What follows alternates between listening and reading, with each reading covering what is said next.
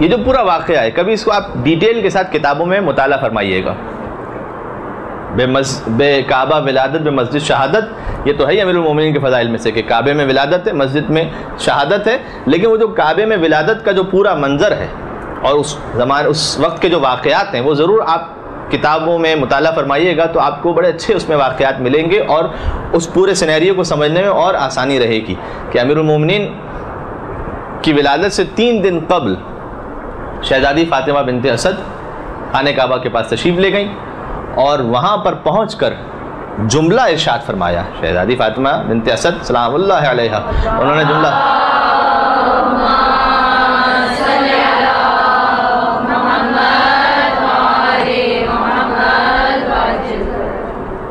ارشاد فرمایا کہ پروردگار میں تجھ پر ایمان لائی اور تیری کتابوں پر ایمان لائی اور تیرے رسولوں پر ایمان لائی. جناب فاطمہ بنت اسد پھر فرمایا کہ پروردگار تجھے اس بیت کا واسطہ، اس کے معمار حضرت ابراہیم علیہ السلام کا واسطہ اور اس مولود کا واسطہ جو میرے شکم میں ہے میری مشکل کو آسان فرما دے. یہ شہزادی فاطمہ بنت اسد نے یعنی اپنے ایمان کا اظہار فرمایا سب سے پہلے، اس شبے کو دور کرنے کے لیے کہ بعض لوگ وہ ہوں گے کہ جو میرے شوہر ابو طالب علیہ السلام کو نعوذ باللہ کافر کہیں گے، تو انہیں سمجھ میں آ جائے کہ جب میں خانہ خدا کے پاس آئی ہوں تو سب سے پہلے تو میں نے اللہ کو واسطہ دیا ہے، خود اس کا واسطہ اور اس کے نبیوں کا واسطہ اور کتابوں کا واسطہ دے کر، یہ سمجھانے کے لیے کہ اگر وہ کافر ہوتے تو نعوذ باللہ میں مومنہ عورت ان کے ازدواج میں اور ان کے نکاح میں کیسے رہ سکتی تھی. لہٰذا اپنے ایمان کا بھی اعلان کیا اور بالواسطہ حضرت ابو طالب علیہ السلام کے بھی ایمان کا اعلان فرمایا، میری مشکل کو آسان فرما دے. دیکھیں کتنا خوبصورت واسطہ دیا، تجھے اس بیت کا واسطہ، ان کے تعمیر کرنے والے حضرت ابراہیم علیہ السلام کا واسطہ اور اس مولود کا واسطہ جو میرے شکم میں ہے. سمجھانا چاہتی تھی کہ اگر کوئی خانہ کعبہ کے پاس بھی کھڑا ہو ابراہیم کا واسطہ بھی دے دے تو اس کا وسیلہ اس وقت تک مکمل نہیں ہوتا جب تک علی بن ابی طالب کا واسطہ نہ دے دے.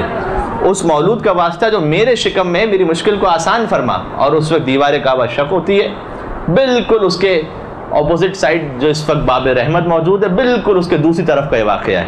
یعنی آپ حجر اسود سے انشاءاللہ وہاں تشریف لے جائیں، پروردگار نصیب فرمائے سب کو. جب وہاں طواف کرنا شروع کریں حجر اسود آپ کے لیفٹ سائڈ پر ہوگا، حجر اسود آپ کے لیفٹ سائڈ پر ہوگا اور جیسے ہی آپ کا طواف شروع ہوگا تو باب رحمت آ جائے گا پہلی ہی دیوار، اور باب رحمت سے بالکل برعکس دوسری طرف وہ ہے مقام شق. تو خاص امیر المومنین کے لیے دروازہ بنا، دیوار شق ہوئی، شہزادی اندر تشریف لے گئیں اور دیوار بند ہو گئی. اچھا پڑھنے میں اور سننے میں ایک واقعہ ہے بس، لیکن اس میں کتنے مضمرات پوشیدہ ہیں آپ غور فرمائیے گا. سب سے پہلے تو ایسے موقع پر ایک خاتون کا اپنے گھر سے باہر آنا، واضح حمل بالکل قریب ہو، ایک خاتون کا اپنے گھر سے باہر آنا اور کہیں اور نہ جانا، سیدھا خانہ خدا جانا اور وہاں اپنے شکم اطہر کو مس کر کے خانہ خدا سے یہ دعا پڑھنا اور پھر دیوار کعبہ کا شق ہونا اور وہ مقام کے جہاں پر دروازہ نہیں ہے اس جگہ سے شق ہونا. اور اس موقع پر عام طور پر تو یہ جو فیلنگز ہوتی ہیں خواتین کی جو فیلنگز ہوتی ہیں، پرچھائی سے بھی بسا اوقات ڈر محسوس ہوتا ہے، ہر چھوٹی چھوٹی چیز سے ڈر محسوس ہوتا ہے کہ کہیں خدا نہ خواستہ کچھ نہ ہو جائے، ٹھیک ہے، ذرا سی کوئی آواز ہو جائے. اب آپ تصور کیجئے کہ ایک دیوار ویسی ہو سامنے سے شق ہو رہی ہو تو خاتون کے اچھا کوئی جو مرد کھڑا ہوا ہو وہ وہاں سے فرار کر جائے گا. کبھی دیوار شق ہو رہی خود بخود اور بیوی فرار نہیں کرتی بلکہ بہت اعتماد کے ساتھ دروازے کے اندر داخل ہو جاتی ہیں، اس لیے کہ فرار کرتی ہے. اگر کسی فرار کی ماں ہوتی یہ فرار کی نہیں بلکہ حیدر کرار کی ماں تھی، لہذا دروازہ شق ہوا.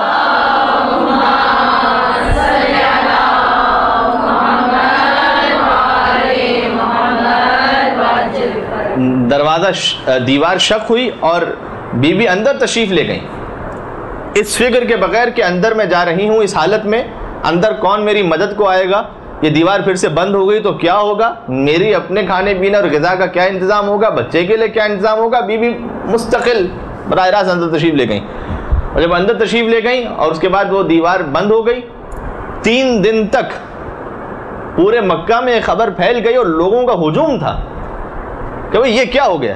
اچھا جو اصل دروازہ تھا اس کو کھولنے کی کوشش کی گئی، اس پہ قفل لگ گیا اور قفل کسی طریقے سے کھلنے کا نام نہ لے.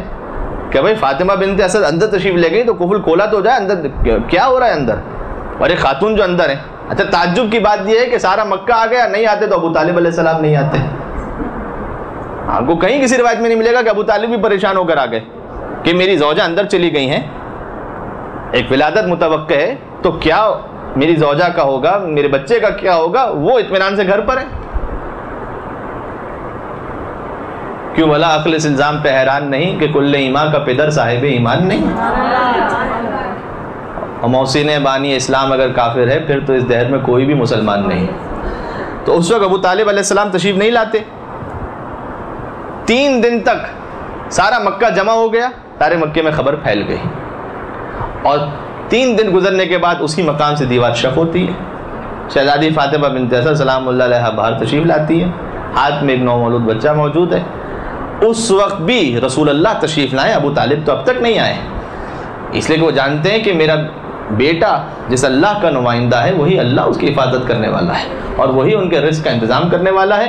اللہ ہی نے جب انتظام کیا ہے تو پروردگار ہی اس کی ولادت کا انتظام بھی کرنے والا ہے. لہٰذا روایت میں ہے کہ حضرت مریم سلام اللہ علیہ تشریف لاتی ہیں اس وقت میں حضرت فاطمہ بنت اسد کی مدد کے لیے, اور بی بی سارہ تشریف لاتی ہیں, اور بی بی حوا تشریف لاتی ہیں. یہ بزرگ ہستیاں تشریف لائیں جنہوں نے وہ انتظام فرمایا کہ شہزادی فاطمہ بنت اسد کی مدد فرمائی, اور خانہ خدا میں جو عبادت گاہ ہے وہ ولادت گاہ امیر المومنین کی قرار پایا. اور جب اچھا یہ جو ہے ظاہر ہے کہ اس میں پھر ایک الگ داستان ہے. مولا ابوالفضل عباس علیہ السلام کا وہ خطبہ جو کعبے کی چھت پر ارشاد فرمایا تھا, اس کا پہلا جملہ کیا تھا؟ 8 ذی الحج کو کعبے کی چھت پر جب سارے مسلمان حج کے لیے آ چکے ہیں دنیا کے علاقوں سے, اور بالکل پیک حج کا ٹائم ہے, اس وقت امام حسین علیہ السلام نے مکہ چھوڑ دیا, حج کو عمرے میں تبدیل کیا اور تشریف لے گئے, تاکہ سب کو پتہ چل سکے کہ حسین ابن علی پر وہ اس وقت مصائب ہیں, اور وہ اس وقت زمانہ ہے کہ وہ فرزند رسول کو حج کرنے کی بھی اجازت نہیں دی جا رہی. تو حضرت ابوالفضل عباس علیہ السلام نے کعبے کی چھت پر بلند ہو کر ایک خطبہ ارشاد فرمایا. اس کا پہلا جملہ کیا تھا؟ خطبہ تو خیر آپ نے ویسے ہی یا تو سنا ہوگا یا پڑھا ہوگا, لیکن اس کا جو سٹارٹ ہے الحمدللہ الذی شرف ھذا بقدوم ابیہ, امام حسین علیہ السلام کی طرف اشارہ کر کے فرمایا کہ حمد اس پروردگار کی جس نے کعبے کو یہ شرف بخشا کہ علی کی ولادت کعبے میں ہوئی ہے. علی کو شرف بخشا کہ علی کی ولادت نہیں, کعبے کو شرف بخشا. اور ہمارے ہم یعنی علی کا شرف تو بعد میں کہ علی کی ولادت کعبے میں ہوئی, کعبے کا شرف پہلے ہے. جس پر بعض علماء نے جملہ لکھا کہ علی کے لیے کیا فرق پڑتا تھا, ان کی ولادت تو جہاں ہو جاتی وہی کعبہ بن جاتا, وہ تو تشریف لائے تو کعبے کے لیے شرف تھا. یہ ابوالفضل عباس علیہ السلام نے ارشاد فرمایا کہ حمد اس پروردگار کی کہ جس نے کعبے کو یہ شرف بخشا کہ حسین کے بابا کی ولادت کعبے میں ہوئی ہے. اور پھر فرمایا کہ من کان بالامس بیتن اصبح قبلتن, کل تک جو فقط گھر تھا وہ علی کی ولادت کے صدقے میں کعبہ اور قبلہ میں تبدیل ہو گیا. یعنی کل تک جو فقط ایک گھر تھا اس کی حیثیت عبادت گاہ کے حوالے سے اسلام میں تو نہیں تھی, لیکن علی کی ولادت کے صدقے میں آج مسلمان اس طرف رک کر کے نماز پڑھتے ہیں. جو کل تک گھر تھا اصبح قبلتن, وہ قبلہ بن گیا. کیوں؟ علی کی ولادت کی وجہ سے. ابوالفضل عباس علیہ السلام کا جملہ ہے کعبے کی چھت پر. ذرا 13 رجب کی رات کے حالات تو دیکھو, یہ کس نے بت کدے کو قابل سجدہ بنا ڈالا.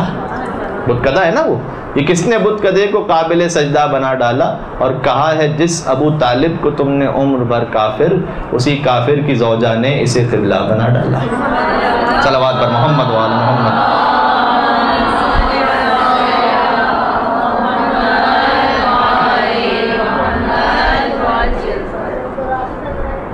جی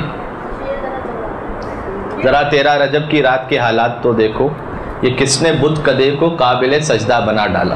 دیکھیں یہ شاعر کا اگر شعر خالی ہوتا تو اس کی اپنی حیثیت نہیں ہوتی, لیکن ابوالفضل عباس علیہ السلام کو جملے سے ملا کر جوڑیں تو پھر اس کی حیثیت بنے گی. کہ انہوں نے فرمایا کہ من کان بالامس بیتن اصبح قبلتن, کل تک جو گھر تھا وہ آج قبلے میں بدل گیا. ذرا 13 رجب کی رات کے حالات تو دیکھو, یہ کس نے بت کدے کو قابل سجدہ بنا ڈالا, اور کہا ہے جس ابو طالب کو تم نے عمر بھر کافر, اسی کافر کی زوجہ نے اسے قبلہ بنا ڈالا. بیوی اندر 3 دن تک مسکون رہی, اور اس کے بعد جب باہر تشریف لاتی ہیں رسول اللہ استقبال کے لیے آگے بڑھے. یہ جملہ تو پھر میں نے گزشتہ درس میں بھی عرض کیا تھا کہ امیر المومنین تشریف لاتے ہیں رسول اللہ کی گود میں, اور یہ کس نے علی کو بتایا کہ اب ماں کی گود نہیں ہے, اب رسول اللہ کی گود ہے. اور آنکھیں کھولیں اور قرآن پڑھنا شروع کیا۔ اس سے پہلے یہ سوال کیا کہ یا رسول اللہ میں توریت پڑھوں یا زبور پڑھوں یا انجیل پڑھوں یا قرآن پڑھوں؟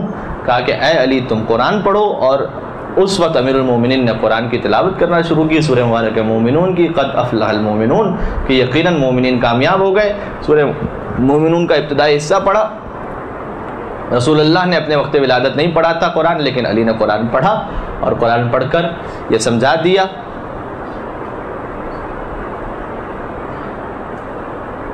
ہر شخص ہر ایک بات کو پاتا ہی نہیں تھا، ہر لفظ ہر ایک ذہن میں سماتا ہی نہیں تھا، اور قرآن سناتے بھی بھلا کس کو محمد، قرآن کسی اور کو آتا ہی نہیں تھا۔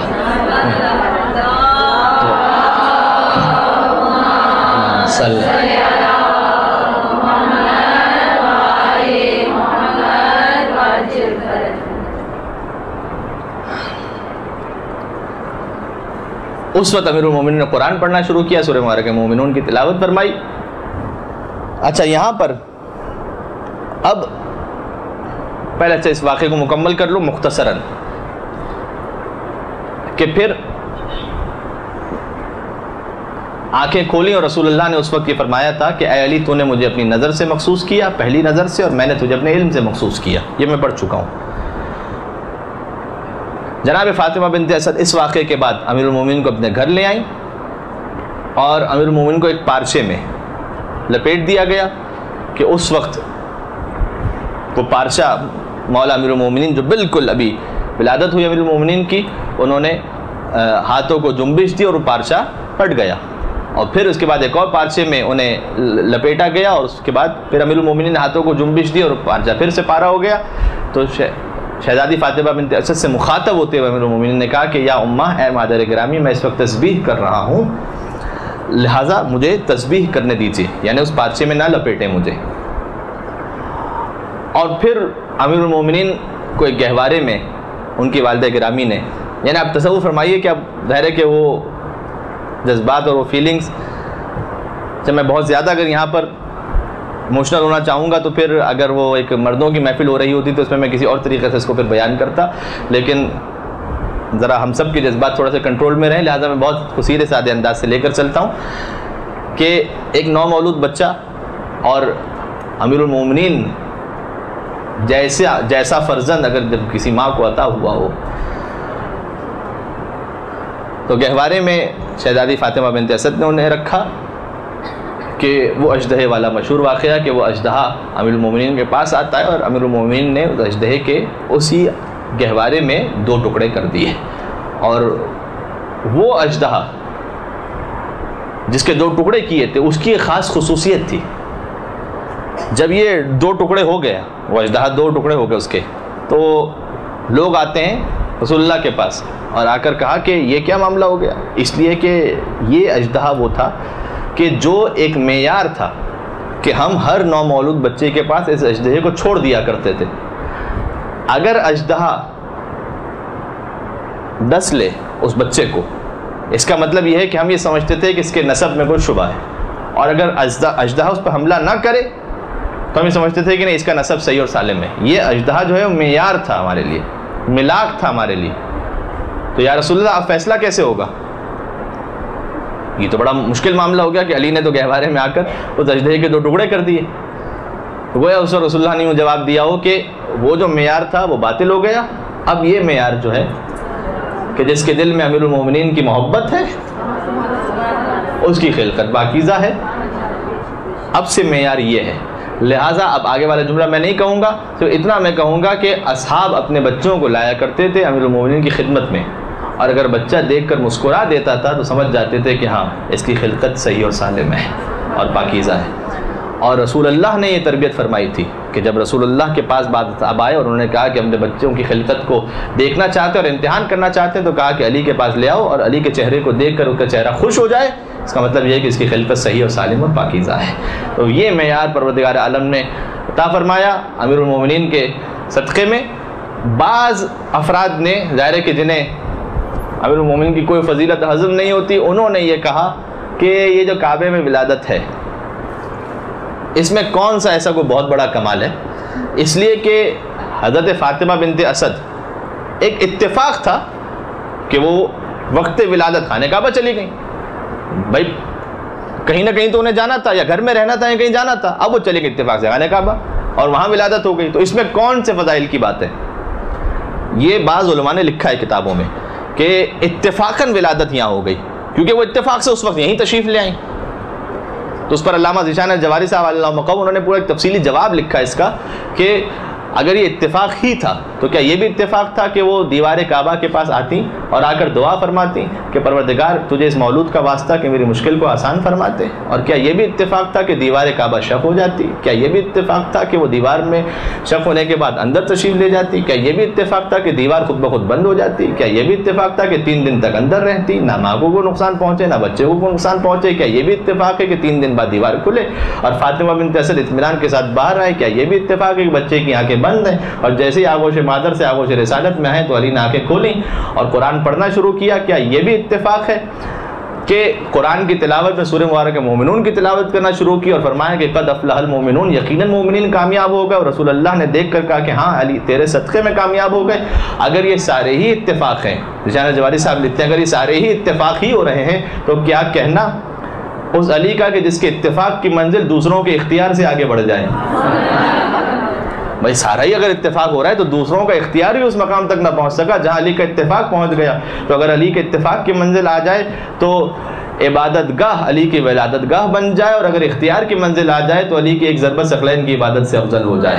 صلوات پر محمد و آل محمد.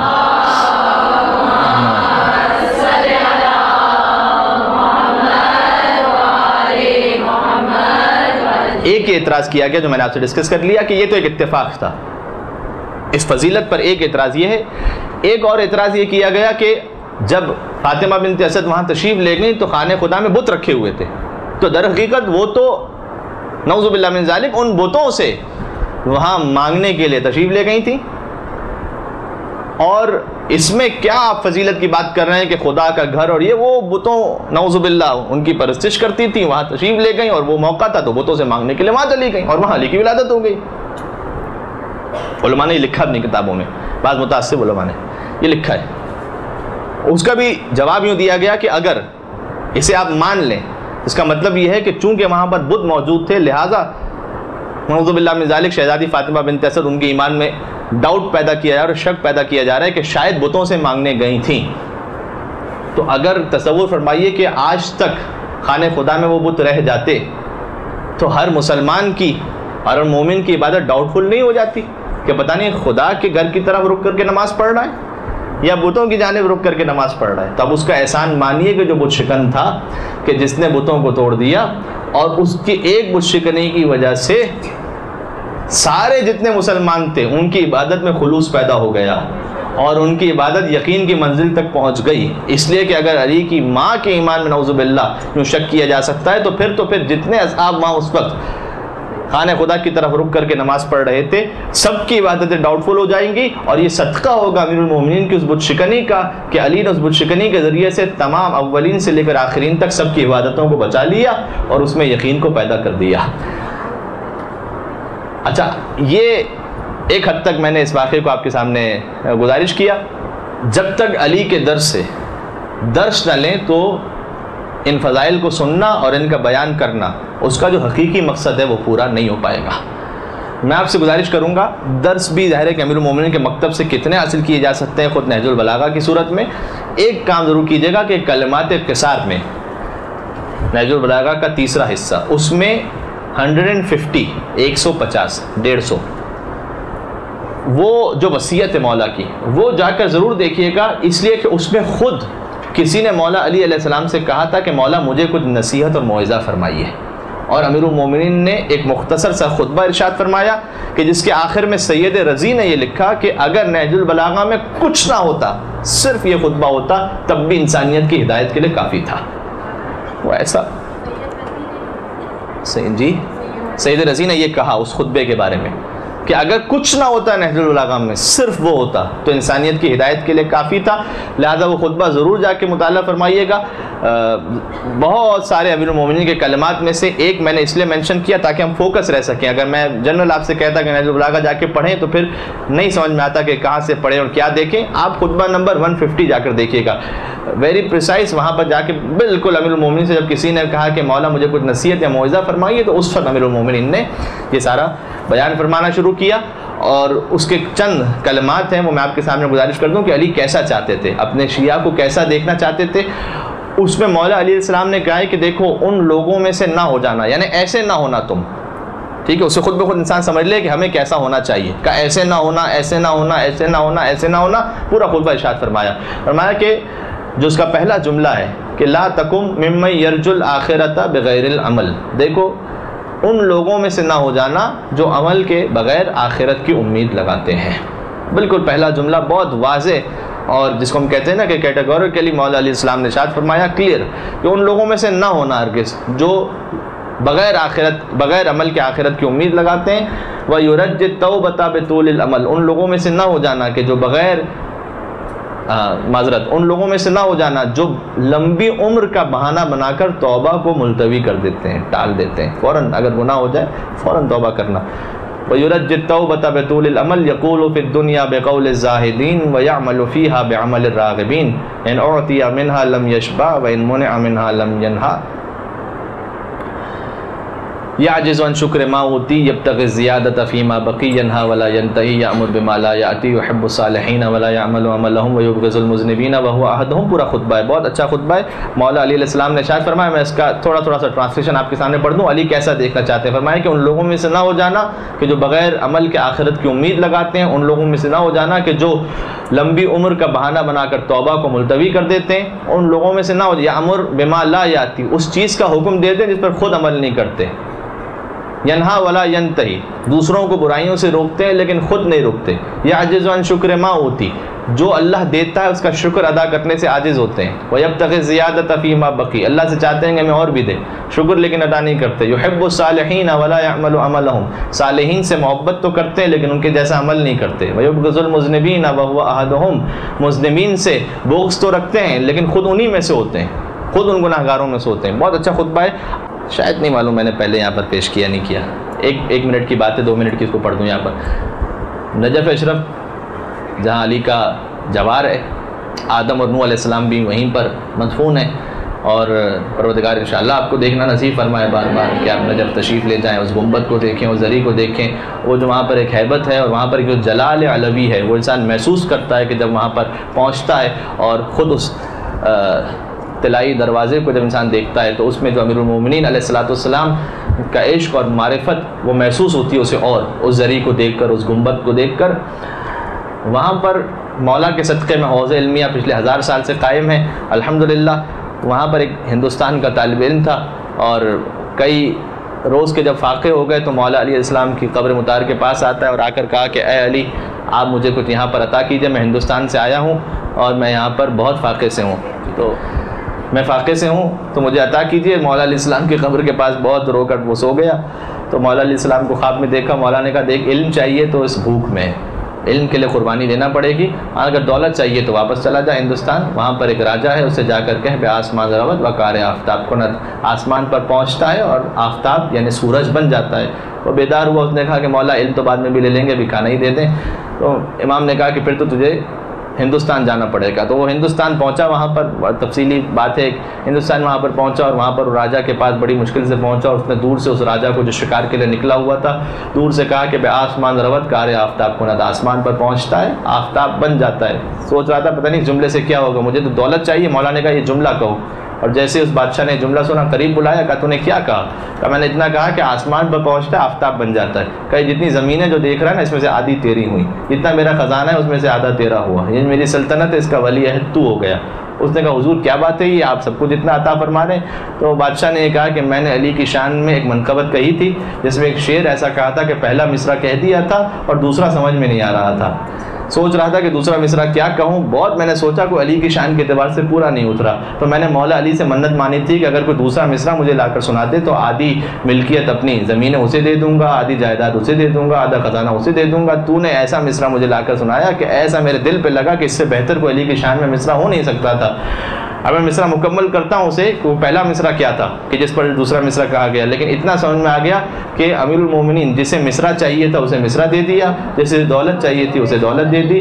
علی کا در وہ ہے جسے جو چاہیے ہوتا ہے وہ مل جاتا ہے۔ سوال یہ ہے کہ مجھے کیا چاہیے امیر المومنین کے در پر؟ چھوٹی چیز چاہیے تو چھوٹی مل جائے گی، بڑی چیز چاہیے تو بڑی بھی مل جائے گی۔ میرا ظرف کتنا ہے وہ تو سمندر وہاں پر موجود ہے۔ کہا کہ آپ نے پہلا مصرع کیا کہا تھا؟ کہ پہلا مصرع یہ کہا تھا کہ گر بذرعی نظر لطف بو تراب افتد بے آسمان ربط بکار آفتاب کنت۔ اگر دنیا کے ایک حقیر ذرے پر بھی بو تراب کی نگاہ ہو جائے تو یہ ذرہ اتنا بلند ہوتا ہے، اتنا بلند ہوتا ہے کہ آسمان پر پہنچ جاتا ہے اور آفتاب بن جایا کرتا ہے۔ شرط یہ ہے کہ امیر المومنین کے در کا ایک ذرہ بھی ہم بن جائیں تو انشاءاللہ وہ ہمیں آفتاب بنا دیں گے اور اس مقام تک انشاءاللہ پہنچا دیں گے۔ امیر المومنین کے در کا وہ ذرہ بننے کی پروردگار ہمیں توفیق نصیب فرمائے انشاءاللہ، اور پروردگار اہل بیت اطہار کا واسطہ۔ دیکھیں یہ جو اس نے جو شعر لکھا تھا کتنا زبردست فرمایا ہے۔ مولا علی علیہ السلام کی غالباً حدیث ہے یا مجھے ذہن میں نہیں آ رہا کہ 5ویں امام یا 6ٹھے امام کی حدیث ہے کہ من قال فینا بیت شعر من اللہ له بیتا فی الجنہ، جو ہمارے لیے دنیا میں ایک بیت کہتا ہے اللہ اس کے لیے جنت میں ایک بیت بنا دیا کرتا ہے، یعنی بیت شاعری والا بیت، وہ بیت گھر والا بیت۔ تو چھوٹی چھوٹی چیزوں پر یہاں اجر اور ثواب عطا ہوتا ہے۔ پروردگار مولا امیر المومنین کے در کا سچا غلام بننے کی، ان کا شیعہ بننے کی توفیق عطا فرما، ان کے آخری فرزند امام عصر والزماں کو اذن ظہور نصیب فرما اور ہمیں ان کے چاہنے والوں میں اور سچے ماننے والوں میں شمار فرما۔ ربنا تقبل منا انك انت السميع العليم برحمتك يا ارحم الراحمين برحمتك يا ارحم الراحمين وصلى الله على محمد